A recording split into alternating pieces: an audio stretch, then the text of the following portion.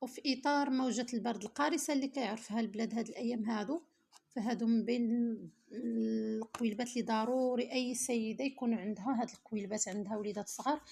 كوكلوزيدا، الباراسيتامول، راه فيهم ديال الأطفال وفيهم ديال الرضع، هاد الصفر ديال الرضع و250 هادو ديال 250 ملغ ديال الأطفال، وفيهم حتى ديال الكبار. هاد القويلبات هادو يساو على مادة الباراسيتامول وفيهم زيوت ولا أعشاب بالاضافه الى زيت الجليسيرين. المهم المكونات ديالهم ملي كتاخذوهم كتجي الكومبوزيسيون هنايا راه فيهم مكونات لي طبيعيه وضروري يكونوا عند اي سيده في البيت. ملي كتشوفي ولدك عنده السعله ولا السخانه فليزيطا غريبون، ما تكونش ديك السخانه اللي فايته واحد 3 ايام، كتكون واحد السخانه خفيفه اللي كتمشي وتجي فكتبداي له بالقويلبات هاد كوكلوزيدار.